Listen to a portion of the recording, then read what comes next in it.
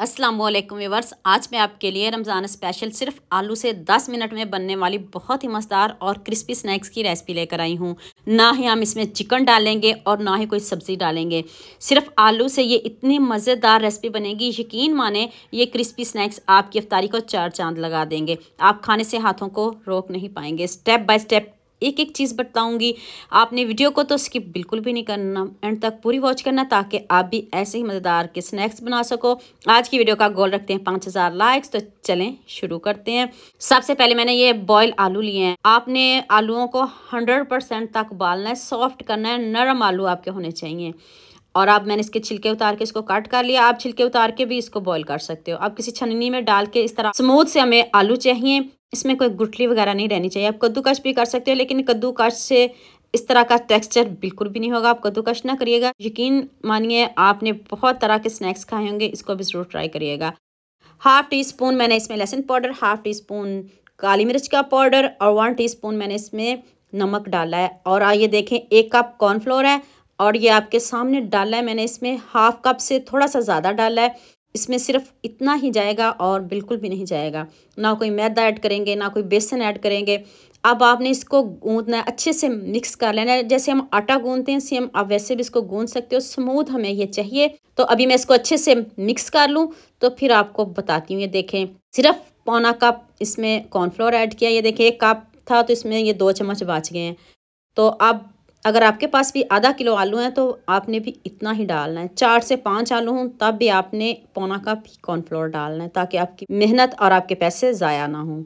तो लीजिए, अब मैंने इसके 2 पेड़े बनाए हैं। इस तरह आपने इसको कट कर लेना ताकि एक ही इसकी शेप आए। हमें छोटे छोटे इसके पेड़े चाहिए। ये देखिए मैं आपके सामने कट कर रही हूँ और ये देखिए अभी बना के दिखाती हूँ कि आपने बनाना इसको किस तरह। आपको बनाने में भी मज़ा आएगा और खाने में भी मज़ा आएगा, गारंटी के साथ कह रही हूँ। आपने हज़ारों तरह के स्नैक्स खाए होंगे, लेकिन इसको भी ज़रूर ट्राई करिएगा। बच्चे तो क्या, बड़े भी खुश होकर खाएंगे। और ये देखिए इस तरह आपने इसको फोल्ड करते जाना है और ये देखें कितनी ज़बरदस्त इसकी डिज़ाइनिंग हो गई है। ये अब आपके हाथों का कमाल है। अभी मैं एक और आपको दिखाती हूँ बना के। इस तरह आपने इसको पहले रोल बना लेना है। रोल बना के तो इस तरह आपने एक दूसरे के ऊपर इसको टर्न करते जाना है। और ये देखें जी कितने मज़े के ये स्नैक्स बने हैं, है ना ज़बरदस्त। एक खूबसूरत सा कमेंट तो बनता है। कमेंट करने में आप कंजूसी करते हो। तो लीजिए जी, सारे स्नैक्स हमारे रेडी हो गई। ये मेहनत का काम था और इसको 15 से 20 मिनट लग जाते हैं बनाने में।